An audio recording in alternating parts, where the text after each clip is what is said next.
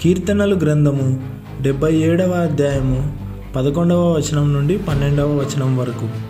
యెహోవా చేసిన కార్యములను, పూర్వము జరిగిన నీ ఆశ్చర్య కార్యములను నేను మనస్సునకు తెచ్చుకుందును.